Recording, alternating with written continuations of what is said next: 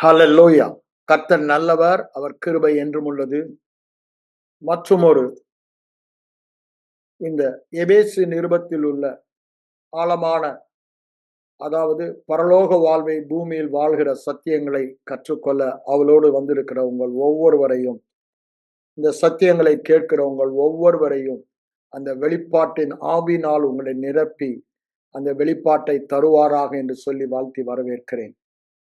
எபேசு நிருபத்திலே நம் கடந்த நாட்களில் பார்த்து கொண்டிருப்பது 1ஆம் அதிகாரத்திலே கிறிஸ்துவுக்குள் உன்னதங்களில் சகலவித ஆசீர்வாதங்களினாலும் நம்மை ஆசீர்வதித்திருக்கிறபடியினால் நம்முடைய கர்த்தராகிய பிதாவாகிய தேவனுக்கு ஸ்தோத்திரம் என்று சொல்லப்பட்டுள்ள வசனத்திலிருந்து தொடர்ந்து பார்த்து கொண்டிருக்கிறோம்.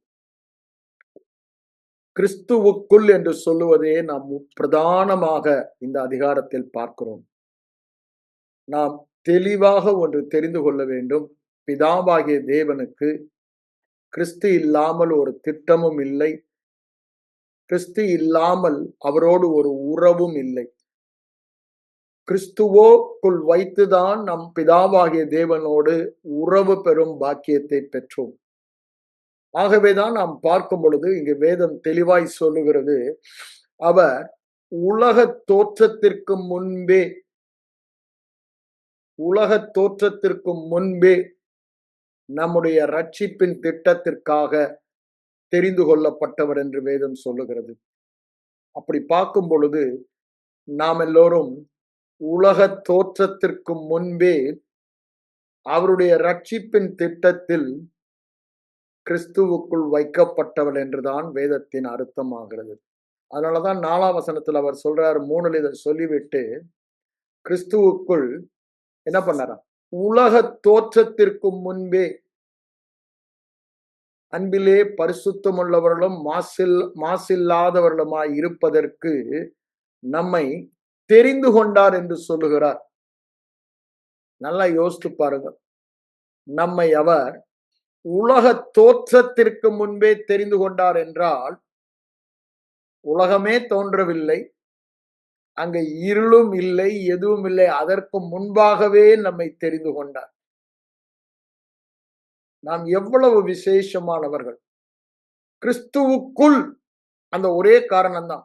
கிறிஸ்துவுக்குள் நாம் இருக்கிற ஒரே காரணத்தினால அந்த எல்லா பாக்கியத்தையும் ஸ்லாக்கியங்களையும் நாம் பெற்றிருக்கிறோம். அதுதான் பிதாவினுடைய திட்டமே. அதனாலதான் சொல்றேன் திரும்ப திரும்ப, பிதாவினுடைய திட்டம் எல்லாம், போன வாரம் கூட சொன்னேன், எல்லா புகழ்ச்சியும் மகிமையும் கீர்த்தியும் அவருக்கு கிறிஸ்துவுக்கு உண்டாக வேண்டும். கிறிஸ்துவின் மூலமாக தான் பிதாவுக்கு அவை உண்டாக வேண்டும். ஆகவே எல்லா புகழ்ச்சியும் கீர்த்தியும் கிறிஸ்துவுக்கு உண்டாகும் பொழுது பிதா மகிமைப்படுகிறார் என்று சொல்லுகிறார். அப்போ அந்த கிறிஸ்துவுக்குள் நம்மை மகிமையாக, புகழ்ச்சியாக, கீர்த்தியாக வைக்கிறார் என்று வேதம் தெளிவாய் சொல்லுகிறது. அப்ப பாருங்க, மகிமை புகழ்ச்சி கிறிஸ்துவுக்குரியது. நம்மை கிறிஸ்துவுக்குள் வைத்ததே அவருடைய மகிமை புகழ்ச்சியை உலகத்திற்கு காண்பிக்கத்தான். வேற காரணமே இல்லை. அவருடைய மகிமை புகழ்ச்சி ஞானம் அறிவு இவைகளை உலகத்திற்கு காண்பிக்க எதன் மூலமா? சபை என்று சொல்கிறார்ல, நம் மூலமாக நம்மை கிறிஸ்துவுக்குள் வைத்து கிறிஸ்துவை நமக்குள் வைக்கிறார். இதுதான் கிறிஸ்தவ வாழ்க்கையின் உன்னத பாக்கியம். இந்த கிறிஸ்துவுக்குள் என்ற ஒரு சத்தியத்தை மாத்திரம் நாம் தெளிவாய் புரிந்து கொண்டோமானால் சாதாரண மனிதர்களாய் நாம் வாழ மாட்டோம். அசாதாரணமானவர்களாக தான் வாழுவோம். இன்னைக்கு நம்ம சாதாரணமாக வாழ்வதற்கு ஒரே காரணம், சாதாரணம் என்று சொல்லும் பொழுது என்ன சொல்றேன், தேவகுமாரராக வாழவில்லை, மனித குமாரராக வாழ்ந்து கொண்டிருக்கிறோம். அங்க என்ன சொல்றார்? 4ஆம் வசனத்துல தெரிந்து கொண்டபடியே அப்படின்னு சொல்லிட்டு தான் போறாரு. அதை நம்ம வாசிப்போம். 5ஆம் வசனத்துக்கு வாங்க, என்ன சொல்றாரு பாருங்க. தெரிந்து கொண்டபடியே, நான் ஏற்கனவே சொன்ன, இங்க பிரியமானவருக்குள் தாம் தமக்கு தந்துள்ள கிருபையின் மகிமைக்கு புகழ்ச்சியாக ஒரு காரியத்தை தெளிவாக சொல்லுகிறார். பிரியமானவருக்குள், கிறிஸ்துவுக்குள் பிதா தாம் பிதா நமக்கு, உங்களுக்கு, எனக்கு தந்து அருளின கொடுக்கப்பட்ட கிருபையின் மகிமைக்கு புகழ்ச்சியாக. திரும்பவும் சொல்றேன், கிருபையும் கிறிஸ்துவையும் பிரிக்க முடியாது. கிறிஸ்துவையும் வார்த்தையும் பிரிக்க முடியாது. இங்க என்ன சொல்றாரு பாருங்க, கிருபையின் மகிமைக்கு புகழ்ச்சியாக எனக்கும் உங்களுக்கும் கிறிஸ்து கொடுக்கப்பட்டிருக்கிறார். கிருபை கொடுக்கப்பட்டிருக்கிறது. மறுபிறப்பிலே நாம் பெற்ற மாபெரும் பாக்கியம், கிறிஸ்துவையே நாம் பெற்றுக்கொண்டோம். கிருபையையே நாம் பெற்றுக்கொண்டோம். கிறிஸ்துவை பெற்றுக்கொண்டோமானால் கிருபையை, இரண்டும் ஒண்ணுதான். அப்படிதானே? அவருடைய பெயரே மிஸ்டர் கிரேஸ் தான். அப்படிதானே? கிரேஸ் என்பது ஒரு பர்சன், அது இயேசு கிறிஸ்து. யோவான் 1ஆம் அதிகாரத்துல 16, 17 வசனங்களை நான் உங்களுக்கு வாசித்து சொல்லி இருக்கிறேன். அப்ப பாருங்க, கிறிஸ்து மூலமாக அல்லது கிறிஸ்து வந்ததினாலே நாம் இந்த மாபெரும் கிருபை பெற்றிருக்கிறோம். அப்ப பாருங்க, தேவத்துவத்தின் பரிபூரணம் எல்லாம் சரீர பிரகாரமாக கிறிஸ்துவுக்குள் இருக்கிறது. அவர் பிதாவின் தன்மையும் சொரூபமுமாய் இருக்கிறார். அந்த அந்த சாயல், பிதாவின் தன்மை சொரூபமான சாயல், அந்த தேவத்துவத்தின் பரிபூரணம் அவருக்குள் நான், அவர் எனக்குள். இதுதான் இங்க அவர் சொல்லுகிற சத்தியம். அது என்னவா? அவருக்கு அதன் மூலமாக அவருடைய திட்டத்தை பாருங்க. இதுவாறு அவர் செய்ததன் திட்டமே அவருக்கு மகிமையும் புகழ்ச்சியும் உண்டாக வேண்டும். நம்முடைய வாழ்க்கையிலே அவருக்கு மகிமையும் புகழ்ச்சியும் உண்டாக வேண்டும். இதுதான் அவருடைய திட்டம். அதை வலியுறுத்தி திரும்ப திரும்ப இந்த அதிகாரத்தில் சொல்வதை பார்க்கலாம். பாருங்க, 5ஆம் வசனத்தில் அவர் சொல்றாரு, மகிமைக்கு புகழ்ச்சியாக அவருடைய தயவுள்ள, பிரியமான, அவருக்கு சந்தோஷமான அல்லது மகிழ்ச்சியான சித்தத்தின்படியே நம்மை இயேசு கிறிஸ்து மூலமாக சுவிகார புத்திரராகும்படி முன்குறித்தார். முன்குறித்து இருக்கிறார். அப்படிதான் சொல்றார். அப்படிதானே? முன்குறித்து இருக்கிறார், ஆசீர்வதித்து இருக்கிறார். இதெல்லாம் நம்ம கொஞ்சம் கேர்ஃபுல்லா படிக்க வேண்டிய வார்த்தை. ஆசீர்வதிக்கிறார் இல்ல, ஆசீர்வதித்து இருக்கிறார். முன் குறிக்கிறார் இல்ல, முன் குறித்து. It's already done done done done deal. அதுல எந்த மாற்றமும் இல்லை, எந்த சந்தேகம் இல்லதான் சொல்றாரு. சுவிகார புத்திரராக முன் குறித்து இருக்கிறார். தேவன் நம்மை முன்குறித்தது எதுங்க? சுவிகார புத்திரர். அவர் ஒரே பேரான குமாரன். அவருக்குள் வைத்தபடியினாலே நாம் சுவிகார புத்திரராக அந்த குடும்பத்தில் இணைக்கப்படுகிறோம். வேற காரணமே இல்லை. அதாவது ஒரு பெரிய பாக்கியத்தை நமக்கு கொடுக்கிறார் இந்த சுவிகார புத்திரத்தின் மூலமாக. யாருக்குமே கிடைக்க முடியாத பாக்கியம், எவருக்குமே கிடைக்காத ஸ்லாக்கியம். என்ன ஸ்லாக்கியம்? கிறிஸ்துவுக்குள் வைத்தபடியினால் அவருடைய பிதா நம்முடைய பிதாவாகிறார். ஒரே காரணம், அவருக்குள் இருக்கிறபடியினால் தான். We become one with him. Whatever is true about him is true about us. அவரை குறித்த உண்மை எல்லாம், சத்தியம் எல்லாம் என்னை பற்றி, உங்களை பற்றிய சத்தியம். அதான் சொல்ற, நானே சத்தியம் என்று சொல்லுகிறார். He is our truth. நீங்களும் நானும் பார்க்கிறது சத்தியம் அல்ல. ஐம்புலன் அறிவினால் நாம் உணர்கிறது சத்தியம் அல்ல. ஐம்புலன் அறிவு சொல்லுகிறது நீ மனுஷகுமாரன், மனுஷன். ஆனா என்னுடைய அடையாளம், நான் தேவகுமாரன். ஒரே காரணம், மறுபிறப்பில் நான் கிறிஸ்துவுக்குள் வைக்கப்பட்டேன். அவருடைய நாமத்தின் மேல் விசுவாசம் உள்ளவர்களாய் அவரை ஏற்றுக்கொண்டவர்கள் எத்தனை பேர்களோ அத்தனை பேர்களும் தேவனுடைய குமாரர்களாகும், குமாரத்திலாகும்படி அதிகாரம் கொடுத்தார். அவர்கள் புருஷ சித்தத்தினாலாவது. அப்படிதானே? அதாவது மனித சித்தத்தினால், புருஷ சித்தத்தினால் அவர்கள் பிறக்கவில்லை, அவர்கள் தேவனாலே பிறந்தவர்கள் என்று சொல்லுகிறார். They are born of God.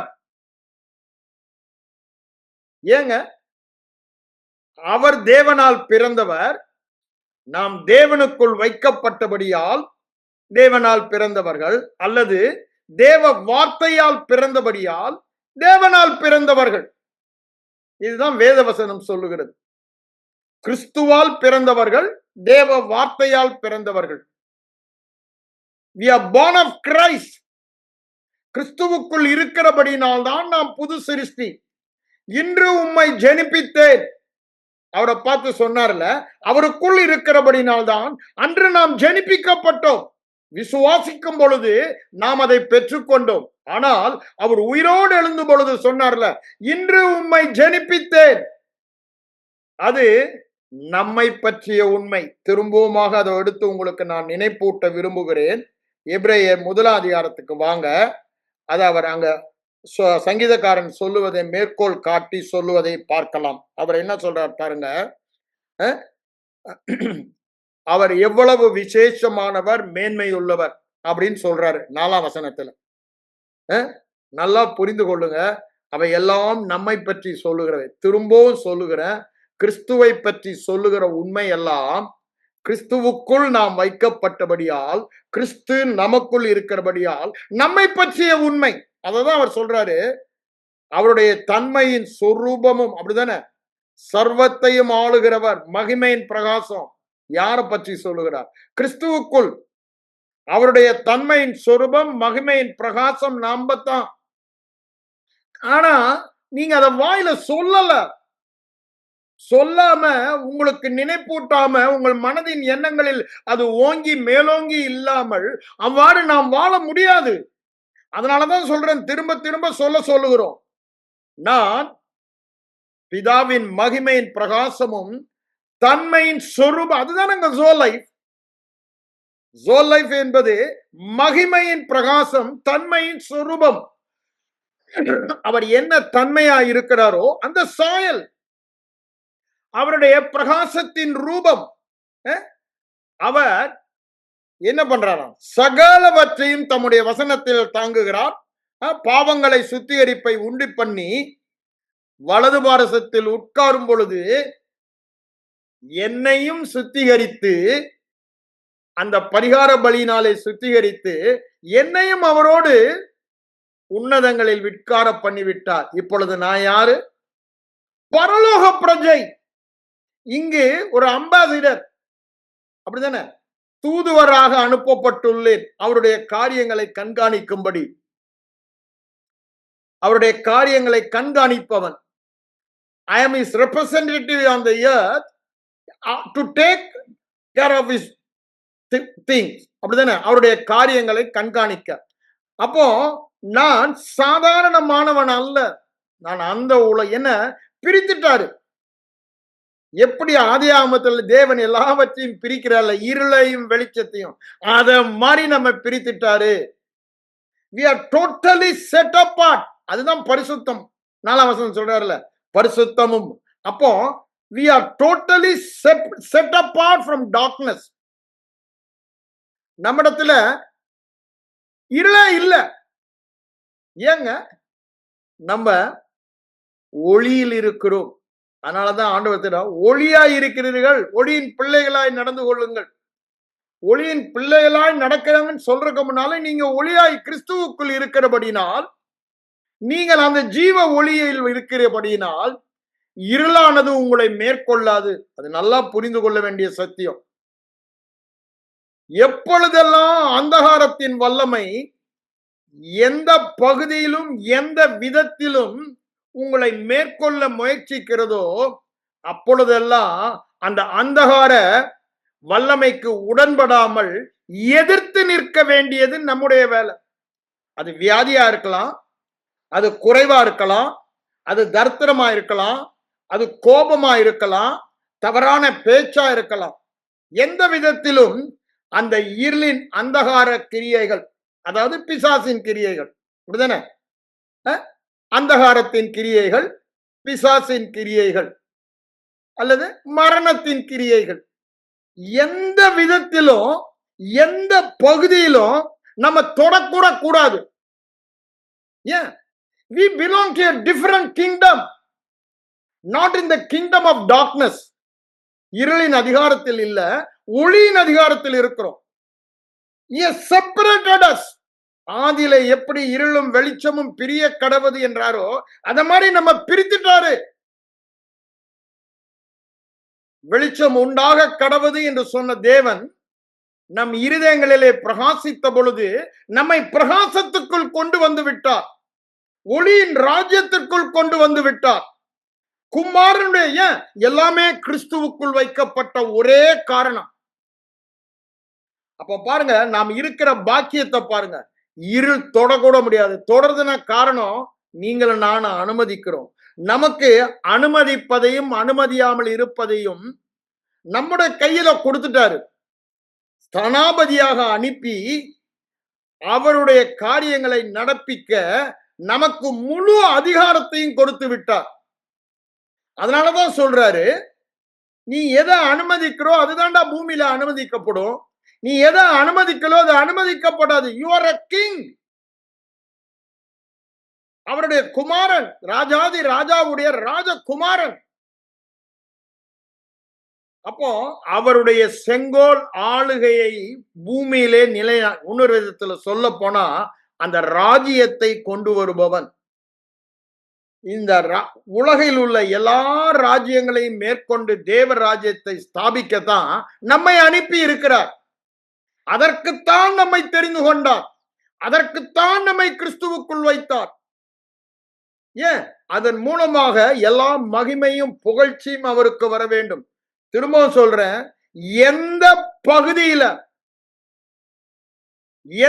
பகுதியில இருளின் கிரியைகள் எந்த விதத்தில் நுழைய முயற்சித்தாலும் நுழைந்தாலும் அதை உடனே துரத்தணும். அதற்கு எதிர்த்து நிற்கணும். அதை கொஞ்சமும் சகிக்க கூடாது, ஏற்றுக்கொள்ளக்கூடாது. I have nothing to do with you. இருளுக்கும் ஒளிக்கும் சம்பந்தம் ஏது? அங்க 2 கொரிந்தியர் 6ஆம் அதிகாரத்துல சொல்றாரு, 14-15 வசனங்களை வாசித்து பாருங்க. No, it cannot be. அதாவது நான் வெளிச்சம் வந்த இடத்துல இருள் இருக்க முடியாது, இருக்க கூடாது. அப்படித்தானே? தேவன் அதை பிரித்து விட்டார், என்னை பிரித்தெடுத்தார். தெரிந்தெடுக்கும் பொழுதே பரிசுத்தமாக ஒளியாக என்னை பிரித்து விட்டார். அததான் நான் இங்க சொல்ல வருகிறேன். அவர் என்ன சொல்றாரா? மகிமையின் பிரகாசம், தன்மையின் சொரூபம். அது நல்லா கொஞ்சம் மெடிடேட் பண்ணுங்க. நாம் யார்? கிறிஸ்துவுக்குள். அந்த பிதாவின் மகிமையின் பிரகாசம். ஒளி வந்தது, அப்படிதானே? எழும்பி பிரகாசி. கர்த்தருடைய மகிமை உன்மேல் உதித்தது. உதிக்க போறதில்ல, உதித்தது. பிதாவின் தன்மையின் சொரூபம், அவருடைய பிரகாசம், மகிமையின் பிரகாசம், மகிமையின் பிரகாசம், மகிமையின் பிரகாசம். ஏன்? கிறிஸ்துவுக்குள் இருக்கிற ஒரே காரணத்தினால. அந்த யோவான் 1ஆம் அதிகாரத்துல சொல்றாருல, இருளானது அதை மேற்கொள்ளவில்லை. அததான் பேதுருவும் சொல்றார், 2 பேதுரு 1:19. இருளான ஸ்தலங்களிலே அந்த வெளிச்சம் பிரகாசிக்கும் வரை அந்த வெளிச்சம் தருகிற வார்த்தைகளை தியானித்துக் கொண்டே இருங்கள் என்று சொல்லுகிறார். அங்க பிலிப்பியர் 3:15 அதைதான் சொல்றாரு. ஜீவ வசனத்தை பிடித்து கொண்டு கோணலும் மாறுபாடான, அதாவது இருளு ஒழுங்கின்மை, ஆதியில எப்படி பூமி வெறுமையாய் ஒழுங்கின்மையாய் இருந்ததோ அவ்வாறு இருக்கிற இந்த பூமியிலே விழுகை நாள் வந்தது. இந்த ஜீவன் தரும், அங்க என்ன சொல்றாரு? வார்த்தை என்று சொல்லும்போது அடுத்தது அவர் என்று சொல்லுகிறார். வார்த்தையானவர் கிறிஸ்து என்று சொல்லுகிறார். நாம் பிறப்பிக்கப்பட்டதே அவரால் தான். அந்த வார்த்தை நமக்குள் மாம்சமானது என்று சொல்லுகிறார். எப்பொழுது விசுவாசித்து ஏற்றுக்கொண்டோமோ, யாரார் ஏற்றுக்கொண்டார்களோ அவர்களுக்குள் அவர் மாம்சமாகிவிட்டார்.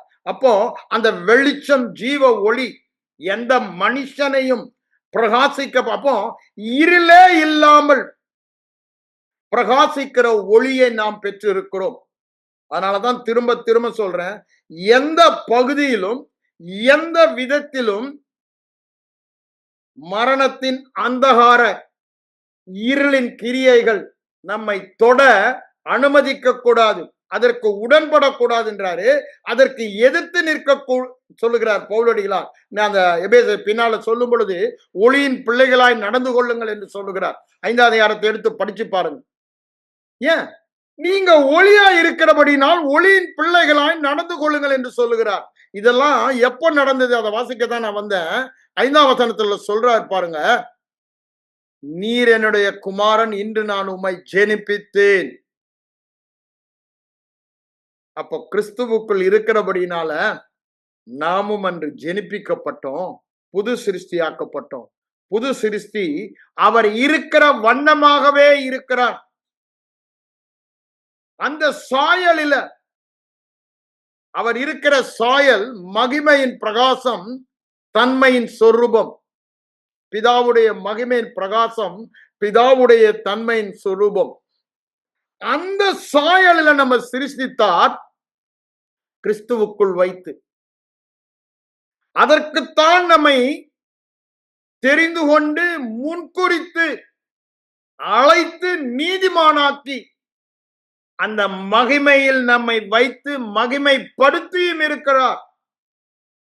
அததான் பவுல் சொல்லும்போது மகிமைக்காக எத்தனமாக்கின கிருபா பாத்திரங்கள் என்று சொல்லுகிறார். இது எதை காண்பிக்கிறது? It is absolutely impossible for man to get that position. இந்த ஸ்தானத்தை எந்த விதத்திலும் மனிதன் பெற்றுக்கொள்ள முடியாது. கிருபையினால் தான் முடியும், கிறிஸ்துவினால் தான் முடியும். கிருபையும் கிறிஸ்துவையும் பிரித்து பார்க்காதீங்க, அப்படிதானே? அது கிருபையானால் அது கிறிஸ்து, அது கிறிஸ்துவானால் அது கிருபையானால் எல்லாம் அப்படிதான். ஆகவே தான் என்ன சொல்றாரு, அவருடைய கிருபையின் உன்னதத்தை, மகத்துவத்தை அறிய வேண்டுமானால் கிறிஸ்துவை தான் அறிய வேண்டும். அப்ப பாருங்க, கிறிஸ்துவின் மூலமாக நாம் அவருடைய நேசகுமாரனாக மறுபடியும் பிறப்பிக்கப்பட்டவர்கள். அவர் முதற் பேரானவர். அவருக்குள் நாம் பிறந்தபடியால் அவர் நித்திய குமாரன், அப்படிதானே? நாம் சுவிகார புத்திரராக அந்த குடும்பத்திலே சேர்க்கப்பட்டவர்கள், கிறிஸ்துவோடு இணைக்கப்பட்டபடியால். ஆகவே இப்பொழுது நாம் அவருடைய உடன் வாரிசு, தேவனுடைய வாரிசு, கிறிஸ்துவோடு உடன் வாரிசு. இதுதான் வேதம் சொல்லும் சத்தியம். அததான் அங்க சொல்றாரு பாருங்க, 4ஆம் வசனத்துல சொல்றாரு, உலக தோற்றத்திற்கு முன்பே இந்த ஒளியாய் இருக்கும்படி, அவருடைய மகிமையை உலகத்திற்கு காண்பிக்கும்படி, அவருடைய மகிமைக்கு புகழ்ச்சி உண்டாக்கும்படி, அவருடைய மகிமைக்கு கீர்த்தி உண்டாக்கும்படி உங்களையும் என்னையும் முன்குறித்து பரிசுத்தம் உள்ளவர்களும், அப்படித்தானே சொல்றார், பரிசுத்தம் உள்ளவர்களும் மாசற்றவர்களுமாய் இருப்பதற்கு முன் குறித்து அங்க சொல்லல. அங்க என்ன சொல்றாரு? தெரிந்து இருக்கிறார், தெரிந்து இருக்கிறார். அப்போ we have been chosen already. அத சொல்லிட்டு தான் அடுத்த வசனத்துல இது சொல்ல வருகிறார். என்ன சொல்ல வருகிறார் பாருங்க,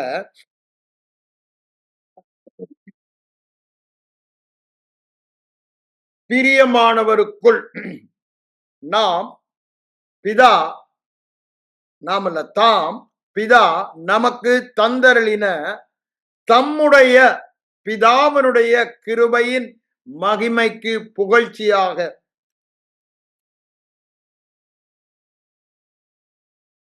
பிதா தந்தருளின குமாரனுடைய கிருபைக்கு மகிமையின் புகழ்ச்சியாக, மகிமைக்கு புகழ்ச்சியாக. அது ஒரு மகிமை. என்ன மகிமை நமக்கு கொடுக்கப்பட்டது? கிறிஸ்து என்னும் மகிமை நமக்கு கொடுக்கப்பட்டது. கிருபை என்னும் மகிமை நமக்கு கொடுக்கப்பட்டது. அதற்கு புகழ்ச்சி உண்டாகும் விதத்திலே அவர் என்ன பண்ணாராம்? அவருடைய தயவுள்ள சித்தத்தின்படியே நம்ம இயேசு கிறிஸ்து மூலமாக, திரும்பவும் சொல்றார் பாருங்க, நான் திரும்பவும் சொல்றேன், இயேசு கிறிஸ்து இல்லாமல் நீங்களும் நானும் குமாரர் ஆகவே முடியாது. உன்னத பாக்கியம் அது. எவருக்கும் கிடைக்காத பாக்கியம், எவருக்கும் கிடைக்காத, சம்பாதிக்க முடியாத ஸ்லாக்கியம். தேவ குமாரர்கள், குமாரத்திகள் அதை அறிந்து கொண்டோமானால் அந்த குமாரர்களாக, குமாரத்திகளாக வாழும் பொழுது அவருக்கு மகிமையும் புகழ்ச்சியும் உண்டாகும். இப்ப பிரச்சனை எல்லாம் அதை அறிய வேண்டிய விதமாய் நாம் அறியவில்லை. அப்படி சாதாரணமா படிச்சுட்டு போறோம். அங்க யோவான் அப்போஸ்தலன் சொல்றாரு பாருங்க, 1 யோவான் 3ஆம் அதிகாரத்துல, தேவன் நம்மேல் பாராட்டின அன்பை பாருங்கள். See what manner of God has loved us to call us his sons and daughters. குமாரர், குமாரத்திகளாக நம்மை அழைப்பதற்கு தேவன் நம்மேல் பாராட்டின கிருபையை பாருங்கள், அன்பை பாருங்கள் என்று சொல்லுகிறார். அப்ப எப்படி இருக்கிறோம்னா, அவர் இருக்கிற வண்ணமாகவே இருக்கிறோம். அப்போ சரீர பிரகாரமாக அவர் இருக்கிற வண்ணமாக இருப்ப. ஏன்? குமாரன் என்பவன் கிறிஸ்து என்பவன் கிறிஸ்து, அப்படித்தானே? அந்த சாயலிலே கிறிஸ்துவை தரித்து கொண்டோம். கலாத்தியர் 3:27-28 அதை நம்ம வாசிக்கிறோம். We are put on Christ. மெய்யான நீதியிலும், பரிசுத்தத்திலும், சுகத்திலும், வெற்றியிலும், பரிபூரணத்திலும், எல்லா பகுதியிலும் அந்த சாயலை பெற்றவன், ரூபத்தை பெற்றவன், ஆதாமுக்கு இல்லாத ஒரு மாபெரும் பாக்கியத்தை உங்களுக்கு எனக்கு, வாட் எவர் he lost, அதை நமக்கு திரும்ப பெற்றுக் கொடுத்தது மாத்திரமல்ல, அதை விட மேலான ஒரு பாக்கியத்தை நமக்கு தந்திருக்கிறார். ஆதாம் கொடுக்கப்பட்டதை இழக்க முடியும். நீங்களும் நானும் எனக்கு கொடுக்கப்பட்ட சுதந்திரத்தை இழக்கவே முடியாது. ஏன்? அது கிறிஸ்துவுக்குள் வைத்து தந்து விட்டார். We can never lose our salvation. We can never lose our inheritance. நம்முடைய சொத்தை, அப்படிதானே? நம்முடைய சுதந்திரம்னா சொத்து. அந்த சொத்தை அங்க ஆதாம் இழந்த மாதிரி நாம் இழக்கவே முடியாதபடி he sought to it. அதாவது நான் இழக்க முடியாத ஒரு இடத்திற்குள் என்னை வைத்து விட்டார். கிறிஸ்துவுக்கு ஐயா கொடுத்தது மாத்திரமல்ல, கொடுத்ததை இழக்க முடியாதபடி கிறிஸ்துவுக்குள் வைத்து நம்மை குமாரனாக்கி கொடுத்து விட்டார். அப்ப பாருங்க, எல்லாமே அந்த கிறிஸ்துவுக்குள். நான் திரும்ப திரும்ப அதான் சொல்றேன், அதை நாம் ஆழமாக ஆராய்ந்து பார்க்க வேண்டும். கிறிஸ்துவுக்குள் அதை சாதாரணமாய் நாம் எடுத்துக்கொள்ள கூடாது. இங்க அததான் முக்கியப்படுத்துகிறார். இங்க நீங்க பாத்தீங்கன்னா அவருடைய கிருபையை முக்கியப்படுத்துகிறார். கிறிஸ்துவுக்குள், அதாவது கிருபைக்குள், கிறிஸ்துவுக்குள், அப்படிதானே? கிருபையையும் கிறிஸ்துவையும் தான் முக்கியப்படுத்தி சொல்லுகிறார் 1 அதிகாரத்துல. அதுதான் என்னுடைய விசேஷம், உங்களுடைய விசேஷம். நம்மள ஒண்ணுமே இல்லை, நம்மள விசேஷம் ஒண்ணுமே இல்லை. அம்மாதான் அது. ஏன்? எல்லாரையும் குறித்த சத்தியமா இருக்கிறது, யாரிலும் எந்த விசேஷமும் இல்லை. ஆனா நம்மை விசேஷமாக்கினது எது? கிறிஸ்து, கிருபை. என்ன விசேஷமாக்கினு கேட்டீங்கன்னா, வேதம் முழுவதும் பாத்தீங்கன்னா அதுக்கு லிஸ்ட் நான் சொன்னா சொல்லிக்கொண்டே போகலாம். அவ்வளவு இருக்குது வேதம் முழுவதுமா.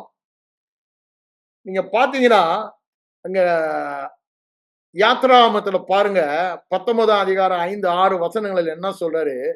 பூமியில இருக்கிறதெல்லாம் எனக்கு தான்ப்பா சொந்தம், சந்தேகம் இல்லை, நான் தானே உண்டாக்குனேன், நான் தானே முதலாளி அப்படின்றாரு. ஆனா உங்களை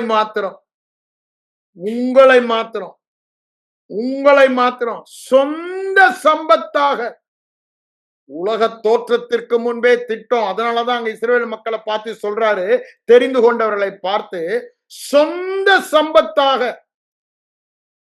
இஸ் ஓன் ட்ரெஷர். ஆங்கிலத்தில் அப்படித்தானே போடுறோம், இஸ் ஓன் ட்ரெஷர்.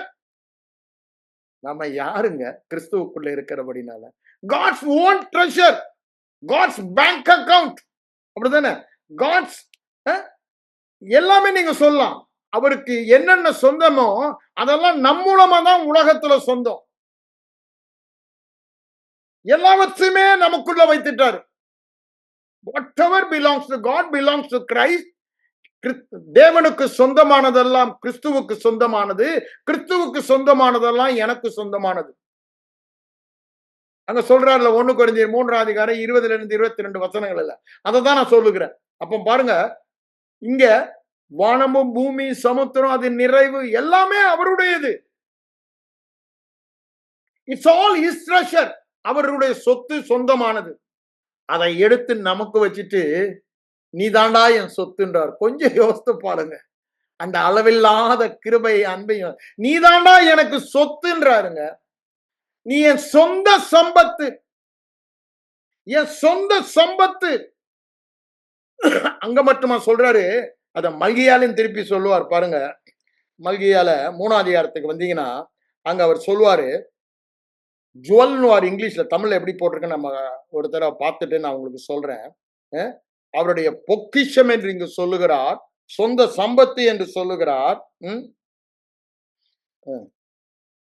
என்ன சொல்லுகிறார் பாருங்க, என் சம்பத்தை சேர்க்கும் நாளிலே, மை சொத்தை சேர்க்கும், நம்மை சொத்து ஜுவல், இங்கிலீஷ்ல அத ஜுவல் என்று சொல்லுகிறார்.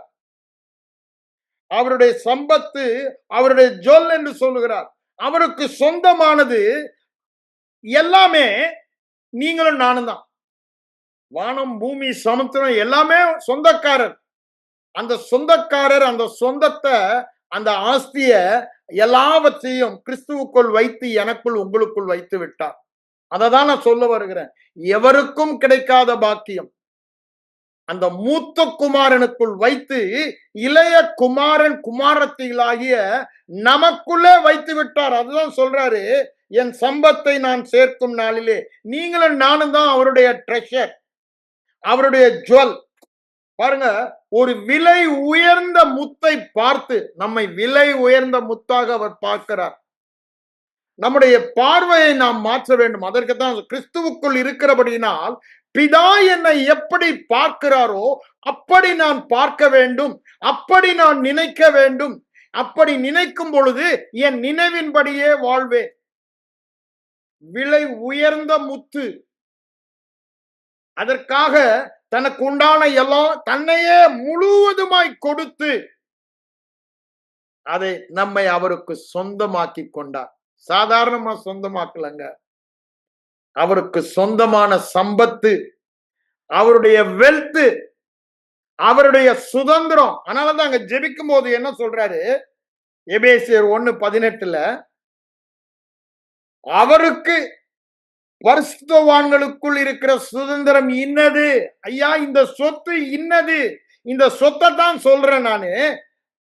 சொந்த சம்பத்துன்றாரு. இது இன்னது என்று அறிகிற பிரகாசமுள்ள மனக்கண்கள் வேண்டும் என்று ஜெபிக்கிறார். அததான் அங்க சொல்லிடுறாரு 5ஆம் வசனத்துல, 6ஆம் வசனத்துல, திரும்பவும் 11:12 சொல்லுறாரு. அதே நான் வாசித்தீங்க, நான் திரும்ப வருகிறேன். கிறிஸ்துவுக்குள் நமக்கு கொடுக்கப்பட்ட சொத்தை 5:6 என்ன சொல்றார் பாருங்க, பிரியமானவருக்குள் பிதாவாகிய தேவன், நான் இப்படிதான் படிக்கிறேன், நீங்க உங்க பேரை போடுங்க, சந்தசிங் ஆகிய எனக்கு தந்து அருளின பிதாவினுடைய கிருபையின் மகிமைக்கு, பிதாவினுடைய கிருபையின் மகிமைக்கு புகழ்ச்சியாக, புகழ்ச்சியாக, கிருபையின் மகிமைக்கு புகழ்ச்சியாக புத்திரர் ஆகும்படி என்னை முன்குறித்திருக்கிறார். எப்படி? எல்லாவற்றையும் நடக்கிற அவருடைய தயவுள்ள சித்தத்தின்படி இயேசு அது எப்படி என்று சொல்லுகிறார். ஆனா இங்க முன் குறித்து இருக்கிறார், ஆசீர்வதித்து இருக்கிறார். எப்படி? கிறிஸ்து மூலமாக. கிறிஸ்து இல்லாமல் அவளுக்கு ஒரு திட்டமும் இல்லை, ஒரு சித்தமும் இல்லை. ஆகவேதான் எல்லாமே கிறிஸ்து இல்லாமல் பிதாவுக்கும் உலக மக்களுக்கும் உறவு இல்லை. ஒருவரே மத்தியஸ்தர். கிறிஸ்து இல்லாமல் பிதாவோட உறவு இல்லை. ஆகவேதான் கிறிஸ்துவுக்குள் வைத்து அவரில் நம்மை கலிகூற பண்ணுகிறார், உறவு கொள்ள பண்ணுகிறார். அததான் இங்க என்ன சொல்றார் பாருங்க, தயவுள்ள சித்தத்தின்படியே அப்படின்னு என்ன, அவருக்கு அது மகிழ்ச்சி உண்டாக்குதாங்க. நாங்க அவருடைய குமாரராக, அவருடைய சொத்தாக இருப்பது அவருக்கு மகிழ்ச்சி உண்டாகும்படி, அவருக்கு மகிழ்ச்சி உண்டாக்கும் தேவனுடைய திட்டம். அது சும்மா இல்ல, அவருக்கு மகிழ்ச்சி உண்டாக தேவன் அதான் தயவுள்ள, குட் பிளஷர் ஆங்கிலத்தில் அழகா வருது, தமிழ்ல தயவுள்ள சித்தம் போட்டான். குட் பிளஷர், பிளஷர்னா என்னங்க, மகிழ்ச்சி, அப்படிதானே? அந்த மகிழ்ச்சி நன்மை அவருக்கு அது நன்றாக இருக்கிறது, அது மகிழ்ச்சியா இருக்கிறது. எது? நீங்களும் நானும் கிறிஸ்து மூலமாக குமாரர் குமாரத்திகள் ஆவது. எதற்கு? மகிமைக்கு புகழ்ச்சியாக அவர் நமக்கு தந்தாரே, அந்த கிருபை நமக்கு தந்தாரே. கிறிஸ்துவும் கிருபையும் பிரிக்க முடியாது. நான் திரும்ப திரும்ப அதை சொல்லிக்கிட்டே இருப்பேன். அந்த மகிமைக்கு புகழ்ச்சியாக, அந்த மகிமைக்கு புகழ்ச்சியாக அவருடைய மகிழ்ச்சியின் சித்தத்தின்படி இயேசு கிறிஸ்து மூலமாய் சுவிகார புத்திரராகும்படி, அப்படின்னா என்ன, சொத்துக்கு வாரிசாகும்படி, சர்வத்துக்கும் சுதந்திரவாளி, அப்படித்தானே எபிரேயர் 1 இப்ப வாஸ்தவம், சர்வத்துக்கும் சுதந்திரவாளி, அந்த சுதந்திரவாளியுடைய உடன் வாரிசு. கொஞ்சம் யோசித்து பாருங்க, கொஞ்சம் யோசித்து பாருங்க, கொஞ்சம் இமேஜின் பண்ணி படம் பிடிச்சு பாருங்க. இயேசு கிறிஸ்து சர்வத்துக்கும் சுதந்திரவாளின்னு சொல்றாங்க. இன்று உம்மை ஜொனிப்பித்தேன்றாரு, அவர் சர்வத்துக்கும் சுதந்திரவாளின்றாரு. அவருக்குள் வைத்து உன்னையும் ஜெனிப்பித்தேன்றாரு, என்னையும் ஜெனிப்பித்தேன்றாரு. அவரை சர்வத்துக்கும் சுதந்திரவாளி, நீங்களும் நானும் சர்வத்துக்கும் சுதந்திர. ஐயா, நோ எக்ஸெப்ஷன். சர்வம் என்றால் அங்க இது மாத்திரம் உனக்கு இல்லைன்னு சொல்லல, எல்லாவற்றையும் நமக்கு பகிர்ந்தளிக்கிற அந்த கிருபையை நம்மால புரிந்து கொள்ளவே முடியாது. குமாரனுக்குள் வைத்து சகலவற்றையும், தேவத்துவத்தின் பரிபூர்ணத்தை எல்லாம் உங்களுக்கு எனக்கு பகிர்ந்து கொடுக்கிறாராம். கொஞ்சம் இமேஜின் பண்ணி பாருங்க. அது நம்முடைய மனம் ஏற்றுக்கொள்ளாது, அப்படித்தானே? ஏன்? இது பகுத்தறியும், ரீசனிங் மைண்ட். சரீரத்தை விட்டுருங்க, இந்த மனம் ஏற்றுக்கொள்ளாது, அதற்கு எதிர்த்து நிற்கும். இந்த மனமே ஐம்புலன் வருகிற அறிவினாலதான் பகுத்தறிகிறது. ஆனா எனக்கு ஆவியிலிருந்து ஒரு சத்தம், தேவ வார்த்தை மூலமாக. என்ன சத்தம் அது? சர்வத்துக்கும் சுதந்திரவாளியோடு சந்தசிங், நீ உடன் சுதந்திரவாளி, உடன் சுதந்திரன், உடன் அவர் சர்வத்துக்கும் சர்வத்துக்கும் சர்வத்துக்கும், நானும் நீங்களும் சர்வத்துக்கும் சர்வத்துக்கும் சர்வத்துக்கும். அதுல வித்தியாசமே இல்லைங்க, வித்தியாசமே இல்லை. ஆனா அதை நம்ம படம் பிடிச்சு, தேவன் என்னை எப்படி பாக்குறாரு? டே, நீ என் சொந்த சம்பத்துறான்றாரு. நீதானா என் ட்ரெஷர். ஏன்? அவருடைய ட்ரெஷர் எடுத்து எனக்குள்ள வச்சுட்டாரு பூமியில. இன்னைக்கு பூமியில அவருடைய ட்ரெஷர் யாரு? அவருடைய பொக்கிஷம் யாரு? அவருடைய பேங்க் அக்கவுண்ட் யாரு? அவருடைய களஞ்சியம் யாரு? நீங்களும் நானும் தான். இந்த ஜனங்களை எல்லாம் போஷிக்கணும், பாதுகாக்கணும், காப்பாற்றணும், எல்லாம் அந்த பொக்கிஷம் எல்லாம் சர்வத்துக்கும். அந்த பொக்கிஷம், இவ்வளவு பெரிய பொக்கிஷத்தை மண்பாண்டங்களிலே பெற்றிருக்கிறோம். அதான் அந்த மகிமையை குறித்து அவர் சொல்றாரு. அந்த மகிமையை குறித்து சொல்லும் பொழுது அங்க 2 கொரிந்தியர் 4:6 அதை மண்பாண்டங்களிலே பெற்று இருக்கிறோம் என்று சொல்லுகிறார். அப்படின்னு என்ன? இங்க ஒண்ணு விசேஷமே இல்ல, ஆனா உள்ள ஒரு பொக்கிஷம் இருக்கு. என்ன பொக்கிஷம்? கிருபை, கிறிஸ்து என்ற பொக்கிஷம், கிருபா பாத்திரங்கள். அந்த மகிமை, பிதாவின் சாயலாய் இருக்கிற, தற்சொரூபமாய் இருக்கிற, மகிமையின் பிரகாசமாய் இருக்கிற, சர்வத்தையும் சுதந்தரித்த சுதந்திரவாளி, அந்த பொக்கிஷம் ஒரே பேரான குமாரனுடைய இளைய குமாரன் ஆவதற்கு, அதுதான் நான் அங்கேயும் சொல்றேன் ரோமர் 8:29. நம்மை முன்னறிந்து முன்குறித்து அழைத்து நீதிமானாக்கி அந்த மகிமைக்குட்படுத்தியும் விட்டார். We are already glorified.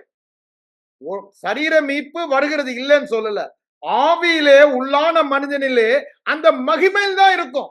அதனாலதான் 2 கொரிந்தியர் 3:8 பவுலடிகளார் சொல்லும்போது, உள்ளான மகிமையின் சாயலை கண்ணாடியில பாக்குறது மாதிரி பாக்குற. என்ன மகிமையின் சாயல்? பிதாவின் தற்சொரூபம், மகிமையின் பிரகாசம், சர்வத்துக்கும் சுதந்திரம், தேவத்துவத்தின் பரிபூரணம். இது என்னுடைய மகிமையின் சாயல். அந்த சாயலை பார்த்து பார்த்து பார்த்து அந்த சாயலாக தானே ஆவியானவர் என்ன டிரான்ஸ்ஃபார்ம் பண்ண, டிரான்ஸ்ஃபார்மர் எலக்ட்ரிசிட்டி போர்டுல சொல்றாங்கல்ல, அந்த பவர் டிரான்ஸ்ஃபார்மர், அந்த டிரான்ஸ்ஃபர்மேஷன், அந்த டிரான்ஸ்ஃபார்ம் பண்ணுகிறார். அந்த டிரான்ஸ்ஃபார்மராக எதுதான் எனக்கு உதவுகிறது? தேவனுடைய வார்த்தை. இந்த இடத்துல தேவனுடைய வார்த்தை தான் என் மகிமையின் சாயலை எனக்கு காண்பிக்கிறது. Is a transformer and Christ spirit transforms me. என்னை மறுரூபப்படுத்துகிறது.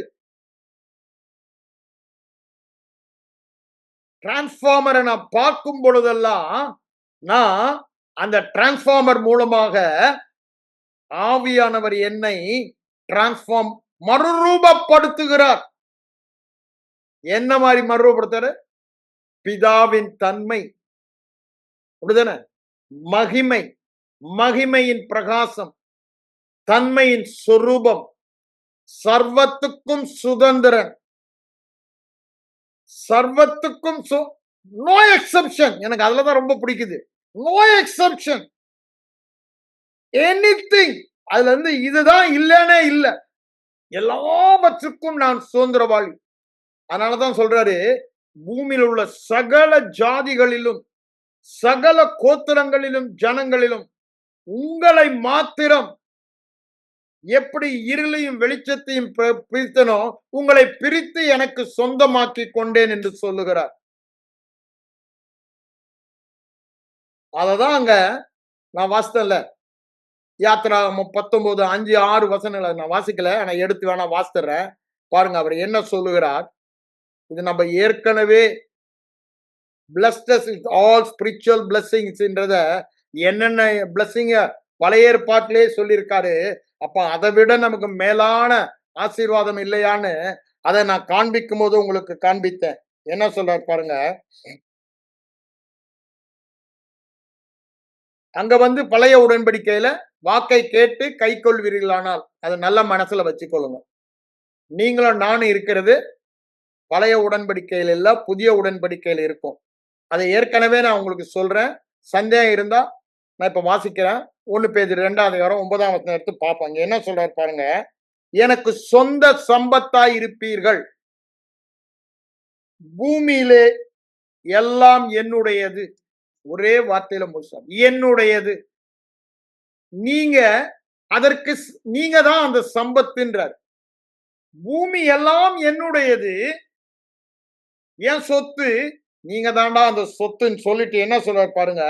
ஆசாரிய ராஜ்யமும் பரிசுத்த ஜாதி இருப்பீர்கள் என்று இஸ்ரவேல் புத்திர சொல் என்று சொல்றார். இங்க உங்களுக்கு அந்த சந்தேகம் வரக்கூடாதுன்றக்காக நான் 1 பேதுரு 2:9 வாசிக்கிறேன். பழைய உடன்படிக்கையில ஒரு நிபந்தனை இருந்தது. அந்த நிபந்தனையை இயேசு கிறிஸ்துவின் சிலுவை மரணம் உயிர்த்தெழுதலினாலே நீக்கப்பட்டது. ஏன்? ஒரு மனிதனுடைய கீழ்ப்படிதலினாலே எல்லோரும் கீழ்ப்படிந்ததாக, ஒருவர் மரித்ததினாலே எல்லோரும் மரித்ததாக நிதானிக்கிறோம் சொல்றாருல்ல. 2 கொரிந்தியர் 5 அந்த 14, 15, 11 15 வரும். அதை படித்து பாருங்க. அதே மாதிரி ஒரு மனிதனுடைய கீழ்ப்படிதல் எல்லாரும் கீழ்ப்படிந்ததாக தேவனுடைய பார்வை மாற்றப்பட்டபடியால் இப்ப என்ன சொல்றாரு பாருங்க. பேதுரு அடிகளார் நிருபங்கள் எழுதும் பொழுது 1 பேதுரு 2ஆம் அதிகாரம் 9ஆம் வசனத்துல என்ன, நீங்களோ இப்போ கீழ்ப்படிந்தீர்களானால் இருக்குதா? அங்கேயும் இங்கே உள்ள வித்தியாசம் பாருங்க. அங்க கீழ்ப்படிந்தீர்களானால், கை கொள்வீர்களானால், கேட்டு கை கொள்வீர்களானால், இங்க ஸ்ட்ரெயிட்டவே ஆல்ரெடி யூ ஆர், நீ என்னவாக இருக்கிறாய்? கிறிஸ்துவுக்குள் வைக்கப்பட்ட ஒரே காரணத்தினால, கிறிஸ்துவுக்குரியதெல்லாம் உனக்கு, கிறிஸ்துவை எப்படி பார்க்கிறாரோ அப்படிதான் உன்னை பார்க்கிறார். அவர் என்ன சொல்றார் பாருங்க, நீங்களோ உங்களை அந்தகாரத்தினின்று ஆச்சரியமான ஒளியிடத்திற்கு வரவழைத்தவருடைய புண்ணியங்களை அததான் சொல்றாரு. அவருடைய கிருபை மகிமைக்கு புகழ்ச்சியாக, அததான் இங்கே சொல்றார். அவருடைய நோக்கம் என்னங்க? எல்லாவற்றையும் நடப்பிக்கிற அவருடைய தீர்மானம், அவருக்கு பிரியமான அவரை குஷி, அதான் பிளஷர் என்ன சொன்ன உங்களுக்கு, மகிழ்ச்சியாக்குகிற திட்டம், அவருடைய புண்ணியங்களை நாம் வெளிப்படுத்த வேண்டும்.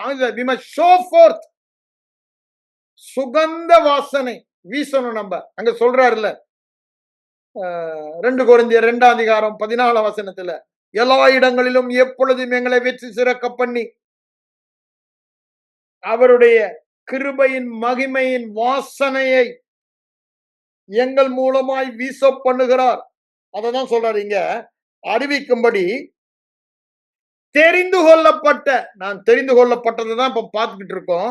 தெரிந்து கொள்ளப்பட்ட சந்ததி, அங்க கை கொண்டால் இங்க இல்ல, ஏற்கனவே முன் குறித்து இருக்கிறார், முன் குறித்ததை நிறைவேற்றி விட்டார் கிறிஸ்துவின் சிலுவை மரணத்தின் உயிர்த்தெழுதல் மூலமாக. அதுதான் என்ன சொல்றாரு, it's already done, it's already done. அங்க condition, if you do it you will be like this. ஆனா இங்க என்ன சொல்றாரு, இட்ஸ் ஆல்ரெடி டன். அததான் இங்க என்ன சொல்றாரு, தெரிந்து கொள்ளப்பட்ட சந்ததி, ராஜரீக ஆசாரிய கூட்டம், பரிசுத்த ஜாதியாயும் சொந்த ஜனமாயும் இருக்கிறீர்கள். திருப்பி அதான் சொல்றாரு, நீங்க செஞ்சா இருப்பீங்க அல்ல. அங்க என்ன சொல்றாரு, சம்பத்தாய் இருப்பீர்கள், கை கொண்டால் இருப்பீர்கள். இங்க அந்த கை கொண்டால் இல்ல, இருக்கிறீர்கள். கொஞ்சம் ஆழமா உள்ள போடுங்க. இருக்கிறீர்கள், இனி இல்ல, இப்பொழுது அவர் இருக்கிற வண்ணமாகவே நாம் இருக்கிறோம். 1 யோவான் 3:3 அது சொல்றாருல்ல, சொல்லும்போது அவர் இருக்கிறீர்கள், as he is so am, அவர் இருக்கிற வண்ணமாகவே நாம் இருக்கிறோம். 1 யோவான் 4:17 அதை சொல்லுவதை பார்க்கிறோம். இங்க என்ன சொல்றாரு பாருங்க, சொந்த ஜனமாக, சொந்த சம்பத்தாக, அதான் அங்க சொன்னார். அதான் சொல்றாரு, முன்னால நீங்க அப்படி இல்ல, இப்பொழுது இரக்கம் பெற்றவர்கள், கிருபை பெற்றவர்கள், இப்பொழுது அவருடைய ஜனங்களாய் இருக்கிறீர்கள். எல்லாம் இருக்கிறீர்கள். இப்பொழுதோ கிருபை பெற்றவர்களாய் இருக்கிறீர்கள்.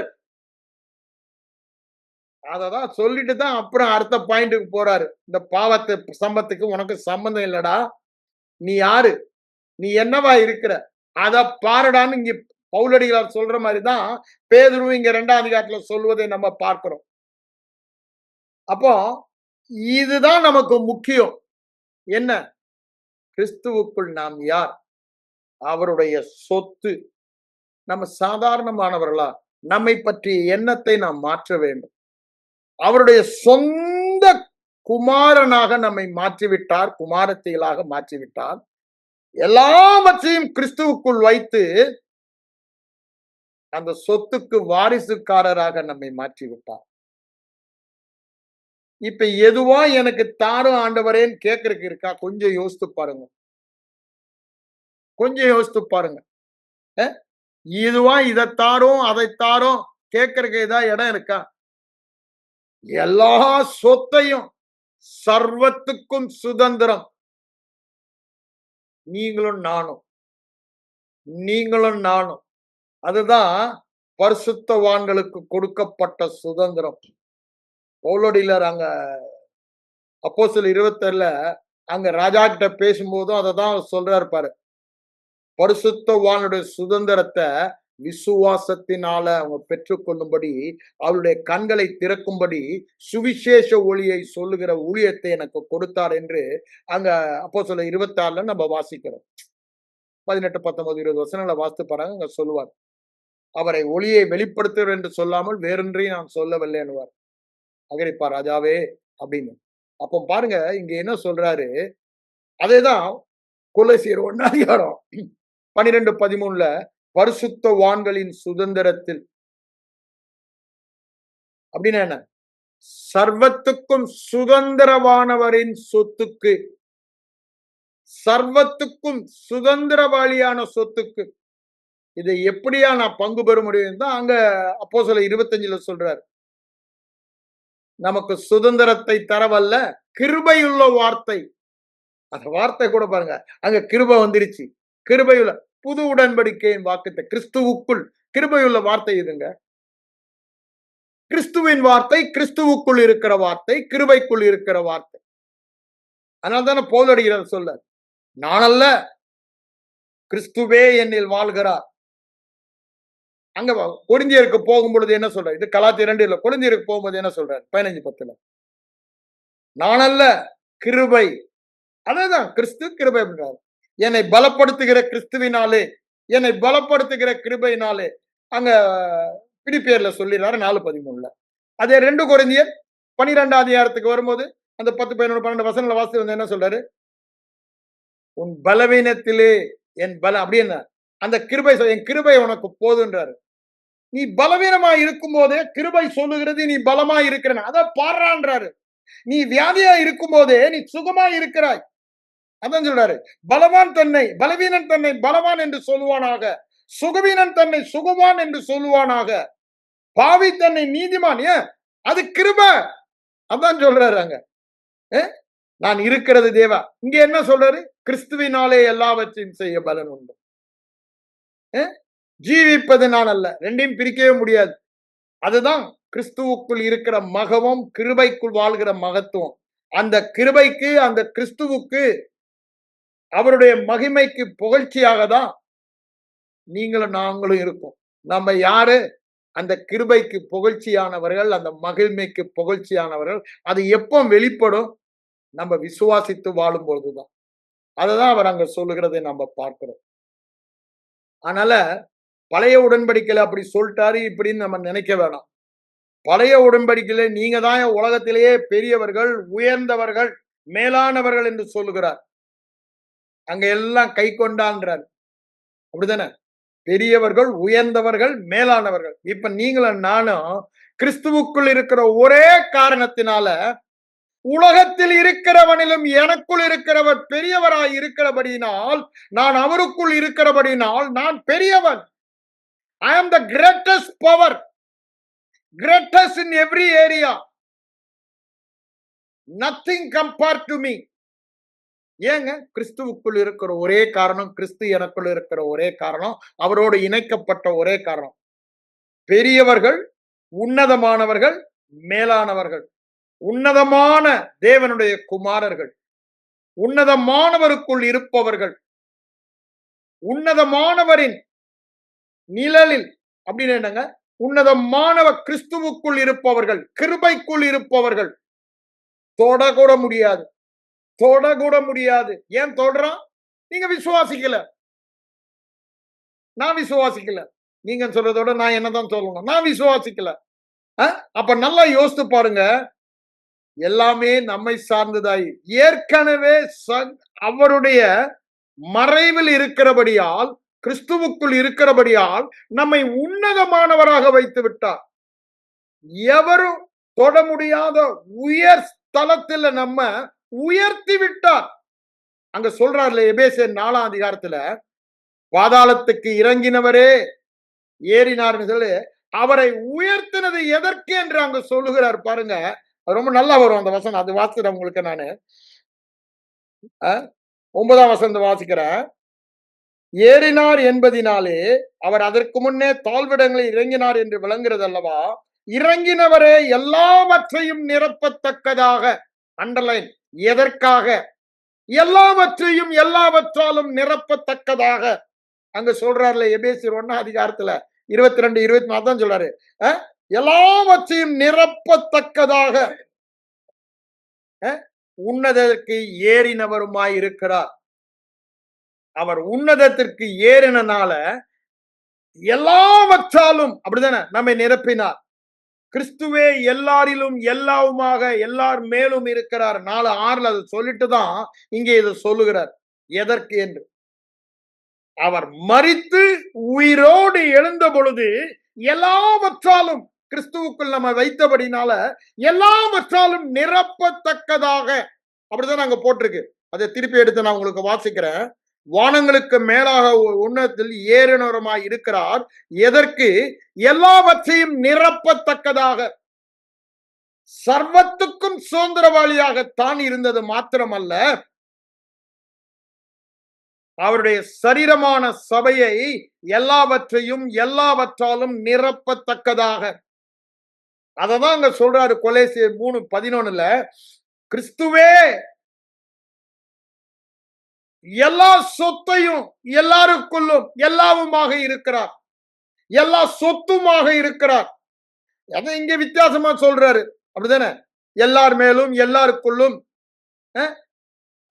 பிதாவே மேலானவராக அவருக்குள் இருக்கிறார் என்று அங்க சொல்ல, ஒரே பிதான்னு சொல்லி அங்க சொல்லுவதை நாம் பார்க்கிறோம். ஏன்? பிதாவையும் கிறிஸ்துவையும் பிரிக்க முடியாது. அப்போ பாருங்க, எல்லாரையும், உங்களை சபையை முழுமையா நிரப்ப, அவருடைய சொத்தையெல்லாம் நிரப்ப, நம்மை உலகத்திலே பெரியவர்களாக்க, உன்னதமானவர்களாக்க, மேலானவர்களாக்க அவர் இறங்கி மேலே ஏறினார். ரொம்ப அழகா சொல்றாருங்க. அவர் உன்னதத்திற்கு ஏறி எல்லாவற்றையும் நிரப்பத்தக்கதாக உன்னதத்துக்கு ஏறி, ஐயா உங்களை நிரப்பினதில் அவரோடு கூட உட்காரவும் வைத்துட்டார். அவரோடு இணைத்தபடினால அவரோட தான் உட்கார்ந்து இருக்கோம், அவரோட தான் அசைகிறோம், அவரோட தான் பேசுகிறோம், அவரோட தான் நடக்கிறோம். எல்லாமே அவரோடு தான். அவர் இல்லாமல் நான் இல்லை, நான் இல்லாமல் அவர் இல்லை. பூமியில நான் இல்லாம அவர் இருக்க முடியாது. அப்படித்தானே? அவர் ஆவி, ஒரு மனித சரீரம். அது நீங்களும் நானும் தேவை. ஆனா நான் அவர் இல்லாம ஒண்ணுமே, அதுதான் அங்க சொல்றாரு. 1 யோவான் 15 அதிகாரம் 4ல இருந்து 7 வரைக்கும் படித்து பாருங்க. You contain nothing. ஆண்டவர் அதை அறிந்துதான் அவருடைய வாழ்க்கையில் அதை சொல்றாரு. அதை நல்லாவே நாம் புரியும். அதுதாங்க கிருபை. இந்த எபேசு நிருபம் கிருபையின் உச்சக்கட்டத்தை காண்பிக்கிறது. அப்படிதானே? அதாவது ஆச்சரியமான கிருபை என்று சொல்லுவாங்களே, அந்த ஆச்சரியத்தை நமக்கு காண்பிக்கிறது. எவ்வளவு பெரிய பாக்கியத்தை நமக்கு கிருபை கொடுத்து பாருங்க. பூமியிலே நீங்களும் நானும் பெரியவர்கள். நீங்களும் நானும், எவனும் பெரியவன் சொல்லிக்கிறான், உயர்ந்தவன் சொல்றான், மேன்மையானவன் சொல்றான். ஆனா ஆண்டவருடைய பார்வையில அவெல்லாம் ஒண்ணுமே இல்லை. நீங்களும் நானும் பெரியவர்கள், மேன்மையானவர்கள், உயர்ந்தவர்கள். காரணம் என்னங்க? கிறிஸ்துவோட சுதந்திரவாளி, சர்வத்துக்கும் சுதந்திரவாளியோடு உடன் வாரிசு. எல்லாவற்றையும் நிரப்பின அவருடைய சரீரம். எல்லாவற்றையும் எல்லாவற்றாலும் நிரப்பினாங்க சொல்றாள் எபேசியர் 1:22-23. அந்த நிறைவான சரீரம் நீங்களும் நானும். நிறைவான சரீரம், எல்லாவற்றையும் எல்லாவற்றாலும் நிரப்பின நிறைவான சரீரம். அதுதான் சொல்றாரு. சுதந்திரவாளி, உடன் சுதந்திரவாளி, சர்வத்துக்கும் சுதந்திரமானவரோடு உடன் சுதந்திர. என்ன சொன்னாரு? பிதாவினுடைய சொத்து. இதனால நம்ம என்ன ஆயிட்டோம்? இந்த உலகத்துல அவருடைய களஞ்சியமோ சொத்தோ பேங்க் அக்கௌண்ட் எல்லாம் நீங்களும் நானும் தான்ங்கிறார். இங்க இருந்துதான் இந்த உலகத்துக்கு அவர் கொடுக்க முடியும். அவர் வானத்திலிருந்து தொப்புலாம் போட முடியாது. He has a root through Christ only. Where Christ is in you and in me only. கிறிஸ்து மூலமாக தான் எல்லாவற்றையுமே செய்கிறார், எல்லாவற்றையுமே கொடுக்கிறார். கிறிஸ்து இல்லாமல் அவருக்கு ஒரு திட்டமும் இல்லை, சித்தமும் இல்லை, விருப்பமும் இல்லை, எந்த ஒரு காரியமும் இல்லை. ஆனா அந்த கிறிஸ்துவுக்குள்ளதான் நீங்களும் இருக்கீங்க, நானும் இருக்கோம். ஆகவே நம் மூலமாக தான் அவர் செய்ய முடியும். எதை செய்ய வேண்டுமானாலும், இங்க ஒரு எழுப்புதல் வேண்டுமானாலும், இங்க எல்லாரும் அங்க யோசேப்பு பார்வோன் ராஜ்யத்துல போஷித்த மாதிரி போஷிக்கினாலும், நீங்களும் நானும் தான் அந்த களஞ்சியம். We are the storehouse and the bank account of God in the world. ஏன் கிறிஸ்துவுக்குள்ள இருக்கும், கிறிஸ்து நமக்குள்ள இருக்காரு. அவருடைய பரிபூர்ண சொத்து நமக்குள்ள இருக்கு, நாம அந்த சொத்துக்குள்ள இருக்கோம். அதனாலதான் சொல்றேன், நீங்க தாண்டா என் சொத்துன்றாரு. கொஞ்சம் கண்ணை திறந்து பாருங்க நம்ம யாருன்னு. சாதாரணமானவர்களா? What a great privilege. குமாரன் குமாரத்திகள் என்று நம்ம அழைக்கப்படுவதனாலே அது கிருபை. அததான் அங்க சொல்றாரு, கிருபை என்று சொல்கிறார். கிருபைக்கு மகிழ்ச்சி பிரியமானவருக்குள் அவருடைய தயவுள்ள சித்தத்தின்படி, அப்படிதானே, சுவிகார புத்திரராகும்படி முன் குறித்து இருக்கிறார். அத சொல்லிட்டு தான் அங்க பாருங்க, அடுத்ததாக என்ன சொல்றாரு பாருங்க. இது 6 வரை இந்த அதுக்கப்புறம் நான் இங்க போயிட்டேன்னா ஓகே. என்ன சொல்றாரு பாருங்க, 10ஆம் வசனத்துக்கு வாருங்க. என்ன சொல்றாரு? தமக்குள்ளே தீர்மானித்திருந்த, திருப்பி அதுதான் சொல்றாரு, இஸ் குட் பிளஷர். அவருடைய சித்தம் எப்படியா? குட் பிளஷர், தயவுள்ள சித்தம். அந்த ரகசியத்தை எங்களுக்கு அறிவித்தார்.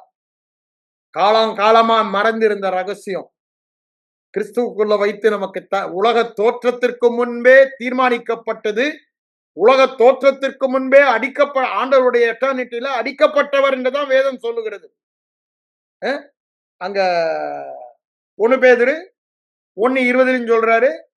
வெளிப்படுத்தினல் 13:18 அங்க சொல்வதை நம்ம பார்க்கிறோம். இங்க என்ன சொல்றாரு பாருங்க, அந்த தயவுள்ள சித்தத்தின்படி என்ன பண்ணாரா? நம்மை தெரிந்து கொண்டார், நம்மை முன்குறித்தார். அந்த தயவுள்ள சித்தம் என்னங்க? நம்மை தெரிந்து கொண்டது, முன்குறித்தது கிறிஸ்துவுக்குள் வைத்து. அதன் மூலமாக அவருடைய திட்டத்தை எல்லாம், ரட்சிப்பின் திட்டத்தை எல்லாம் நிறைவேற்ற வேண்டும். அதை சொல்லிட்டு தான் இங்க என்ன சொல்றாரு பாருங்க,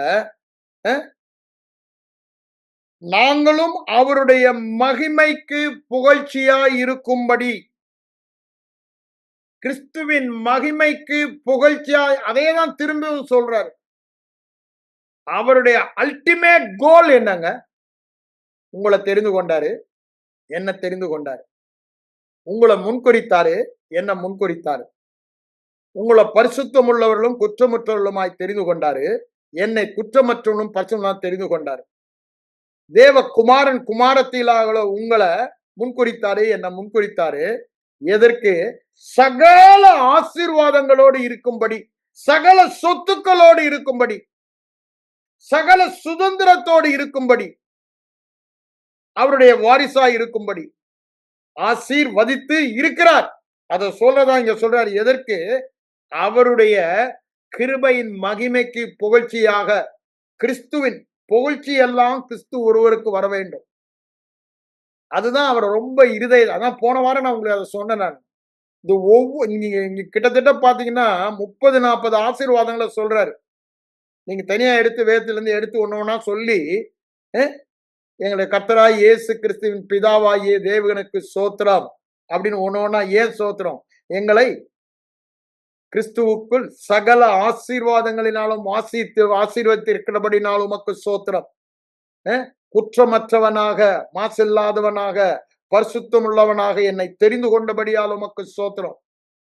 அவருடைய தெரிந்து கொள்ளுதல் மாறாதது, அவருடைய அழைப்பு மாறாதது. அதை சொல்லிட்டு அடுத்தது என்ன சொல்றாரு? அவருடைய புத்திர சுவிகாரராகும்படி முன்குறித்தீரே சோத்திரம். அப்படி வரிசையா நம்ம சொல்லி நிறைய ஆசீர்வாதம் இங்க வருகிறது. முதல்ல சொல்லிடுறாரு, பரிசுத்தவான்கள் ஆக்கினாரு, விசுவாசி ஆக்கினாரு, கிருபையை பெற்றவர்கள், சமாதானத்தை பெற்றவர்கள், ஒவ்வொன்றையும் இங்க சொல்ற இந்த எபேசு நிருபத்துல பாத்தீங்கன்னா எப்படி குறைஞ்சது ஒரு 40 இருக்கும்னு நினைக்கிறேன். நான் ஒரு நாள் எடுத்து அதை தியானித்தேன். ஆங்கில வேதாந்தத்துல நான் குறித்து கூட வைத்து இருக்கிறேன். 1, 2, 3 எல்லாம் போட்டு அதை தியானிக்கும் பொழுது எப்படி நிறைவேற்றி விட்டீங்களே, நன்றி சோதரம். அதுதான் அவருக்கு மகிமை புகழ்ச்சி. அப்ப பாக்குறாரு, ஆஹா, அவருக்கு அவ்வளவு சந்தோஷமா இருக்கிறது. அதாவது காலை குழம்பு இதுல நான் பிரியமா இல்லைன்றாரு. எது எனக்கு பிரியன்றாரு? விரிக்குழம்பு உள்ள காளைகளின் பலியின் மேல் நான் பிரியமா இல்ல. இந்த துதிகளின் என்ன துதிங்க? போன வாரமே சொன்னல, துதிக்கும் துதிதான் சோத்திரம். சோத்திர துதி, நன்றி. என்ன அவர் என்ன செய்தார், என்ன செய்திருக்கிறார், அதை சொல்லி சொல்லி அவரை துதிக்கிறோம். ஆனா ஆராதனை என்பது அவர் என்னவாக இருக்கிறார். நீர் பெரியவர், நீர் ஆண்டவர், அப்படிதானே? நீர் சர்வ வல்லமை உள்ளவர், நீர் அற்புதர், நீர் மாறாதவர், நீர் கிருபை உள்ளவர், நீர் இரக்கம் உள்ளவர், தயவுள்ளவர் அப்படின்னு சொல்லி அது ஆராதிக்கிறது. வர்ஷிப். துதி என்னங்க? என்னென்ன செய்தாரு, என்னென்ன செய்திருக்கிறாரு, அதை சொல்றது. அதுதான் அவருக்கு ரொம்ப பிரியம்ன்றாரு. இதுக்கு தாண்டா உன்னை தெரிந்து கொண்டேன்னு சொல்றாரு. ஏசாயா சொல்லும் பொழுது நினைக்கிறேன் 42 அந்த 43 அதிகாரத்துல, இந்த ஜனங்களை எனக்கு தெரிந்து கொண்டேன், அவர்கள் என் துதியை சொல்லி வருவார்கள்.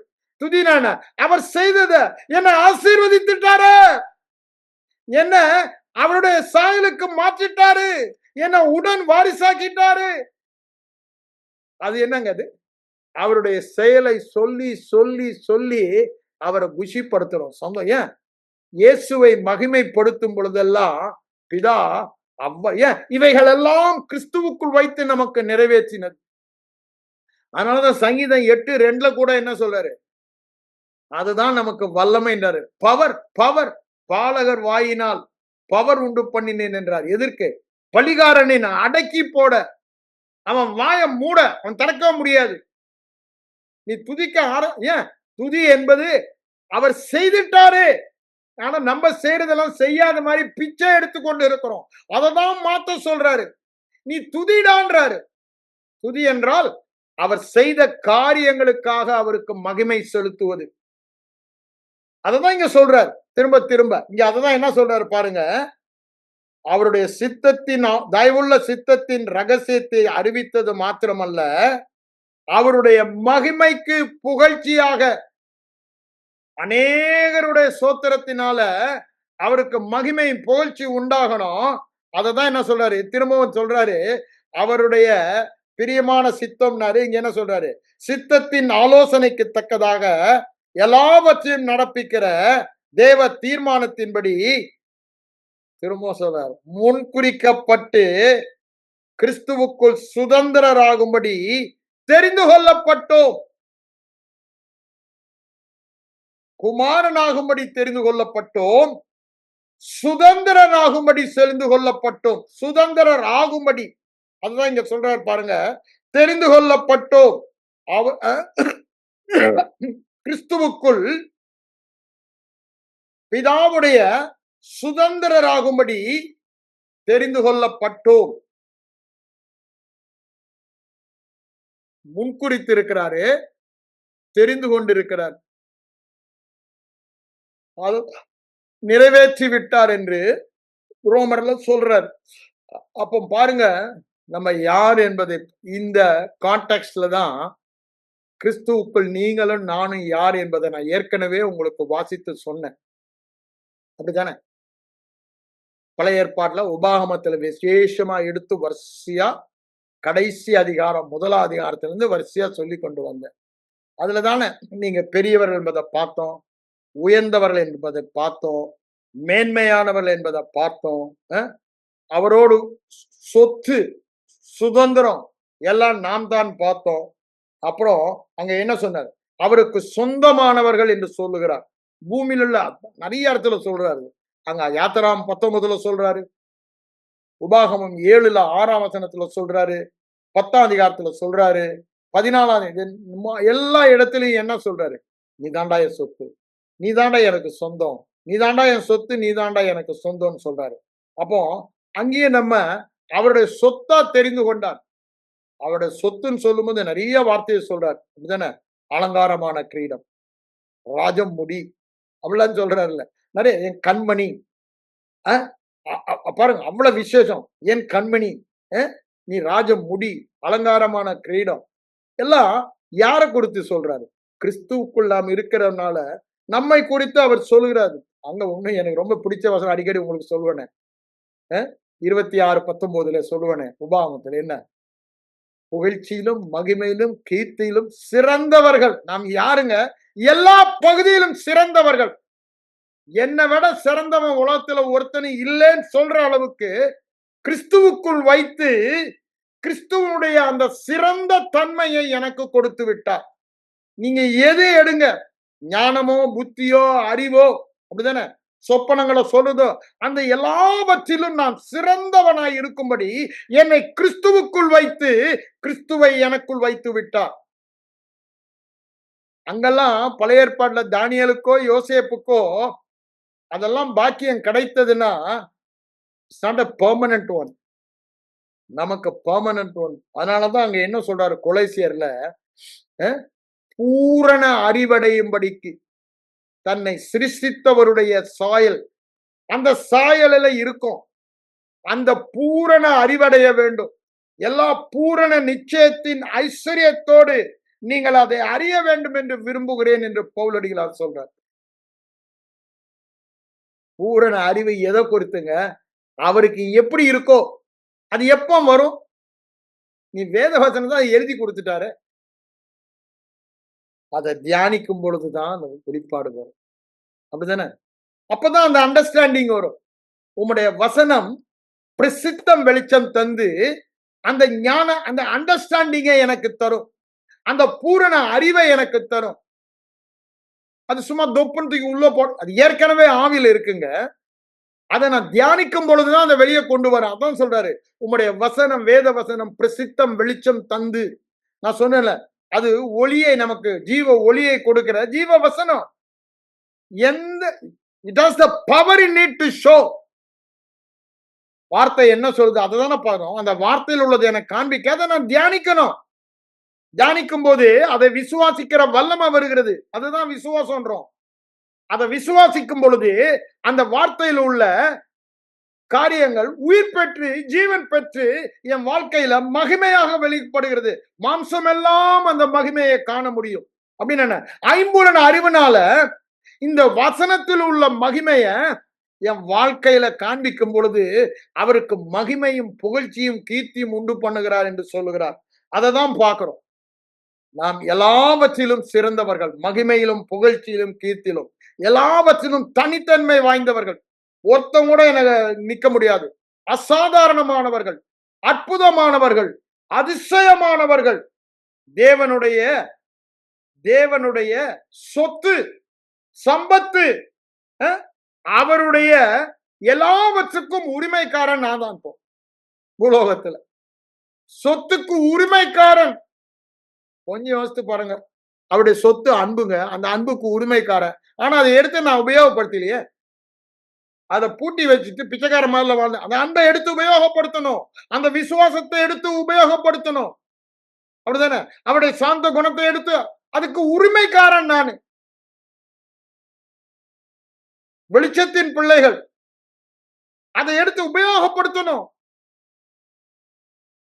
எல்லா சுகத்துக்கு உரிமைக்காரன், வெற்றிக்கு உரிமைக்காரன், எல்லாவற்றுக்கும் உரிமை. ஏன்? கிறிஸ்துவுக்குள் இருக்கிற ஒரே காரணம். ஏன்? அவருக்கு மகிமையும் புகழ்ச்சியும் கீர்த்தியும் உண்டாகிறோன்றார். இதுதாங்க அவர் திரும்ப திரும்ப வேத வசனம் ஃபுல்லா சொல்வதை பார்க்கலாம்.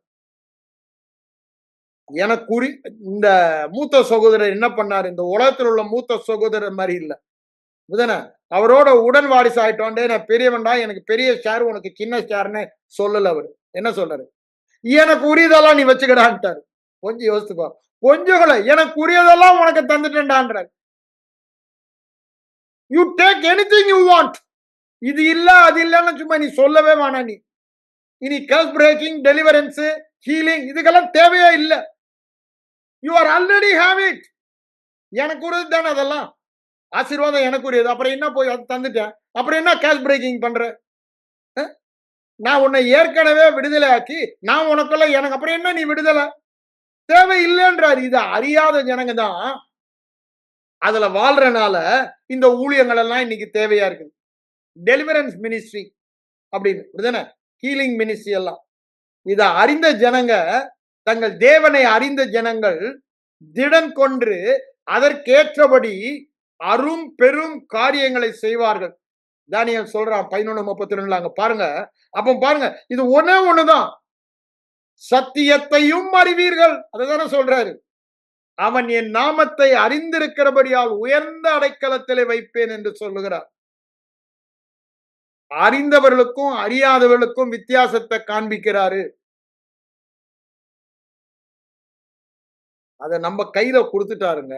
நமக்கு ரெஸ்பான்சிபிலிட்டி கொடுத்துட்டாரு. இந்த வேதம் நம்மள கையில கொடுத்துன்னா, அதுல பார்த்து பார்த்து பார்த்து, ஓஹோ ஹோ என் சாயல் இப்படிதான் இருக்கா, ஓஹோ ஹோ என் சொத்து இப்படிதான் இருக்கா, ஓஹோ ஹோ என் பாவம் இப்படிதான் இருக்கா, இத பார்க்கறதுக்கு தாங்க வேதாகமம். அது ரூல்ஸ் அண்ட் ரெகுலேஷன், நீ இப்படி மாறணும் அப்படின்னு சொல்றதுக்கு இல்ல. அது பழசு. புதுசுல நான் எப்படி இருக்கேன்னு தான் எனக்கு காண்பிக்குது. how perfect I am, how wealthy I am, how healthy I am, how holy I am, how righteous, அதை காண்பிக்கிறதாங்க புதிய. அதுதானே யாக்கோபு சொல்றாரு. என்ன சொல்றாரு? சுயாதீன பிரமாணம். அது நீ இப்படி செய்யின்னு சொல்லி செய்ய முடியாம பண்ணி குற்ற உணர்வை கொடுத்து அடிமைப்படுத்தின பிரமாணம். இப்ப நீங்களும் நானும் ரத்தத்தினால் ஏற்படுத்தின புதிய உடன்படிக்கையில இந்த ரத்தத்தினால இது கிரயமாய் செலுத்தப்பட்டபடினால இந்த கிருபாதார பலியினால நீ இப்படி இருக்க. அததான் பார்க்க சொல்லுது. நீ அதை பார்த்து பார்த்து பார்த்து உன் மனதின் எண்ணங்களில் ஓய்ந்து இருதய விசுவாசம் ஆச்சுன்னா நீ அப்படிதான்டா வாழ்வேன்றாரு. ஆனா நமக்கு அதுலதான் நேரம் இல்ல. அதுலதான் அதை இன்னும் நம்ம புரிந்து கொள்ள. வேதத்தின் மகத்துவங்களை அவர்களுக்கு எழுதி கொடுத்தேன், அதை அந்நிய காரியமாக்கினார்கள். ஐயா, அதை வாயில வைக்க சொல்றாருங்க. நீங்களும் நானும் தான் தீர்க்கதரிசி. கிறிஸ்துவுக்குள் நாம் யார் என்பதை வாயில வத்தி பேச சொல்றாரு. பழைய ஏற்பாடுல பாருங்க, அவர் வார்த்தையை அனுப்புவாரு, தீர்க்கதரிசி தான் கேட்க முடியும். அவன் மேல அந்த ஆவியானவர் அபிஷேகம் பண்ணியிருக்காரு, தீர்க்கதரிசன அபிஷேகம். அவன் கேட்டு அதை பேசுகிறான், அதை ஆண்டவர் நிறைவேற்றுகிறார். அப்ப பாருங்க, பேசுகிறத ஆண்டவர், நிறைவேற்றுகிற ஆண்டவர். நடுவில் ஒரு தீர்க்கதரிசி இருந்தான். இன்னைக்கு புதிய ஏற்பாடுல நீங்களும் நானும் தாங்க தீர்க்கதரிசி. அவர் பேசினதெல்லாம் எழுதி கொடுத்துட்டாரு. அதை நான் வாசித்து தியானித்து அது என்னோட பேசும்போது, அது என் விசுவாசமாகி நான் வாயில பேசும்போது அவரே நிறைவேற்றுகிறார். எல்லாமே அவர்தான். கிறிஸ்துவே எல்லாம், கிருபையே எல்லாம். அவருடைய கிருபையுள்ள வார்த்தை வருது. அந்த கிருபையுள்ள வார்த்தை எனக்கு கேட்கும் போது விசுவாசத்தை உண்டு, நான் இல்ல, அது எனக்கு உண்டு பண்ணுது. அந்த ஆவியானவர் தான் உண்டு பண்றாரு. அதுக்கப்புறம் அந்த விசுவாசத்தை பேசும் பொழுதும், நான் விசுவாசத்தில் செயல்பட காலை எடுத்து வைக்கும் போதும் அதுதான் அந்த காரியத்தை செய்கிறது. அப்ப பாருங்க, ஆரம்பிக்கிறவர் அவரு, முடிக்கிறவர். நடுவில் ஒரு மனுஷன் தான் இந்த உலகத்துல, இந்த சரீரம் உள்ள ஒரு மனிதன் தான் அவருக்கு தேவை. அன்னைக்கு வரும் தீர்க்கதரிசி மாத்திரம் தான் இருந்தான். இன்னைக்கு மறுபடியும் பிறந்த அத்தனை பேரும் தீர்க்கதரிசி. நாம் அத்தனை பேரும் தீர்க்க தரிசனம் சொல்லலாம். அதிக உறுதியான தீர்க்க தரிசன வசனம் நமக்கு உண்டு சொல்றாரு இல்லங்க. 2 பேர் 1:19 சொல்லும் போது தானே சொல்றாரு, அதிக உறுதி. அந்த அப்போ நம்ம வாயை திறந்து வேத வசனத்தை பேசினா அதுதான் தீர்க்க தரிசனம். மனுபுத்திரனே, நீ தீர்க்க தரிசனம் உரைன்றாரு அங்க எசேக்கியேலுக்கு. இன்னைக்கு உங்களையும் என்னையும் பார்த்தா தான் சொல்றாரு. கிறிஸ்துவுக்குள் நீ யார் என்பதை இந்த அதிக உறுதியான தீர்க்க தரிசன புத்தகத்துல, அப்படிதானே, இந்த சுயாதீன பிரமாணத்துல பார்த்து நீ தீர்க்க தரிசனம் உரை. நீ தீர்க்க தரிசனம் உரைக்கிற வரைக்கும் ஒண்ணும் மாறாது. அங்க அப்படித்தான் சொல்றாரு. அவன் தீர்க்க தரிசனம் உரைக்கும். அவர் சொன்னபடி, அவர் சொன்னது தானே இங்க சொல்லிட்டாரு. இப்ப ஏதோ நம்ம அப்படியே உட்கார்ந்து தியானம் பண்ணி ஏதோ சொல்லுவாரான்னு காது. இதுதான் இருக்காங்க கையில. இதை தியானிக்கும் பொழுது இதன் மூலம் தானே என் கூட பேசுறாரு. அவர் 99% பேசுகிறது வேத வசனத்தில் இருந்தான் பேசுகிறார். தியானிக்கும் பொழுதுதான் பேசுகிறார். வெரி ரேர், அப்படிதானே? மற்றபடி சத்தம் கேட்கறதெல்லாம், தரிசனம் எல்லாம் 99% இதுதான். அப்போ அவர் பேசுகிறார். நடுவுல இந்த பூமியில ஒருத்தன் கேட்கணும். கேட்டு அதை விசுவாசம் அப்படின்னு என்ன, அதை இருதயத்துல விதைக்கணும். விதைத்து விசுவாசமா கிளம்பி வாயில வரணும், செய்கையில வரணும். அதை அவர் நிறைவேற்றுவார். ஆரம்பித்தவரும் அவரே, முடிப்பவரும் அவரே, விருப்பத்தை தந்தவரும் அவரே, செய்கை அதுதாங்க கிருபை கிருபை கிருபை கிருபை. எல்லாம் கிறிஸ்து, எல்லா புகழ்ச்சியும் மகிமையும் அவருக்கு தான். நம்ம செய்ய வேண்டியதெல்லாம் அவர் என்ன சொல்றாரு, இந்த தீர்க்க தரிசனம், உறுதியான தீர்க்க தரிசன சுயாதீன பிரமாணம், விடுதலையின் பிரமாணம், இத பார்த்து இதை எடுத்து வாயில பழைய பிரமாணத்தை சொல்லலைங்க, சுயாதீன விடுதலை பிரமாணம், தீர்க்க தரிசன வார்த்தைகள். நீ என்னவா இருக்கேன்னு அவர் நமக்கு எழுதி கொடுத்துட்டார். தீர்க்க தரிசனம் புதிய உடன்படிக்கையில. இதுக்கு மேல ஏன் நீ கிறிஸ்துக்குள்ள இருக்கா, கிறிஸ்து உனக்குள்ள, அதுல எல்லா தீர்க்க தரிசனமும் எல்லாமே நிறைவேறிடுச்சு. கிறிஸ்துவுக்குள்ளாக எல்லா வாக்கு தத்தங்களும் ஆமென் ஆமென் இருக்கு. இனி ஒண்ணு கூட நோ நோ நோ நோ நீ இது கீழ்ப்படிஞ்சாதான், நோ நோ நோ நோ இது நீ கீழ்ப்படியல அப்படின்னு ஒண்ணுமே இல்லை. எல்லாமே ஆமென் ஆமென். ஏன் கிறிஸ்துவுக்குள்.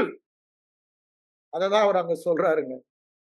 அப்ப நம்ம செய்ய வேண்டியதெல்லாம் இதை எடுத்து, நான் திரும்ப உங்களுக்கு சொல்றேன், கிறிஸ்துவுக்குள்ளதை எழுதி வைத்து, அது கென்னத் அழகா ஒரு புக் எழுதியிருக்காரு, இன் ஹூம், இன் கிரைஸ்ட். அது புக்கா, சின்ன புக்கு, எத்தனை பேர்கிட்ட இருக்குன்னு தெரியல. இல்லைன்னா தயவுசெய்து அதை யார்கிட்ட இருக்கோ அதை வாங்கி உங்களுக்கு நீ, ஆனா நம்ம செய்யறதுதான் கரெக்ட். கொஞ்சம் சோம்பேறிகளுக்கு இது ஈஸியா இருக்கும். நம்ம வேதத்தை தியானித்து தேடி கண்டுபிடிக்கிறவர்களுக்கு உடலுக்கெல்லாம் ஆரோக்கியமும் ஜீவனமாய் இருக்கும் என்று சொல்லுகிறார். அப்போ அது நம்ம தான் தேடி கண்டுபிடிக்கணும். இல்லைன்னா கொஞ்சம் அதை எழுதிட்டு அதை நம்ம வாயில சொல்லி கண்டுபிடிக்கிறோம் ஆவியில. அப்ப பாருங்க, அது உடலுக்கெல்லாம் அப்படின்னு அந்த வார்த்தை சொல்றது ஜீவனாக மாம்சமாகிறதா. அந்த வெளிப்பாடு பெறும் பொழுது அது அது நீ சர்வத்திற்கும் மேலானவரான உன்னை மேலானவனாக்கினது, அது அப்படியே உன்னை மேலானவனாய் மாற்றுகிறதை நீங்க பார்க்க போறீங்க. அதுதான் வசனம் உயிர் பெறுவது. அதுதான் வசன வெளிச்சத்தில் நாம் வாழ்வது, மகிமையும் புகழ்ச்சியும் கீர்த்தியும் அவருக்கு உண்டு பண்ணுவது. நல்லா புரிந்து கொள்ளுங்க. பிதாவாகிய தேவனுக்கு கிறிஸ்து தான் எல்லாம். அந்த கிறிஸ்துவுக்குள்ளதான் நீங்க அப்போ நம்மை பற்றி சதா நினைவோடு இருக்காருன்னா ஒரே காரணம் நம்ம கிறிஸ்துவுக்குள்ள இருக்கனாலதான். ஒரு செகண்ட் கூட நம்ம மறப்பதில்லை. அப்படிதானே? எல்லாம் ஏன் நான் கிறிஸ்துவுக்குள்ள இருக்கேன். அவருடைய காரியம் எல்லாமே கிறிஸ்துவை சார்ந்ததான் இருக்கு. அதை புரிந்து கொண்டோமானா, கிறிஸ்துவுக்குள் நான் யார் என்பதை அறிந்தோமானால் கிறிஸ்துவாக தான் வாழ்வோம். கண்களை மூடி ஜெபிப்போம். எங்கள் அன்பின் பரலோக பிதாவே, இந்த காலை வேளைக்காக உம்மை நன்றியோடு உம்மை ஸ்தோத்திரிக்கிறேன் ஆண்டவரே. நீர் எங்களுக்கு கொடுத்த இந்த நல்ல பாக்கியத்திற்காக, வேதத்தை ஆராய்ந்து பார்க்க ஆண்டவரே, பெரயா பட்டணத்தாரை போல வேதத்தை எங்களை குறித்து இப்படி எழுதியிருக்கிறதா என்று ஆராய்ந்து பார்த்தபடினாலே அவர்கள் நற்குணசாலிகளாய் இருந்தால் என்று சொன்னீங்க ஆண்டவரே. ஒரு சிறிய கூட்டம் தான் இந்த ஆராய்ச்சிக்கு வந்திருக்கலாம். ஆனா நீங்க சொல்றீங்க அவங்க நற்குணசாலிகள் என்று சொல்றீங்க. அதற்காக உமக்கு நன்றி சொல்லுகிறேன் ஆண்டவரே.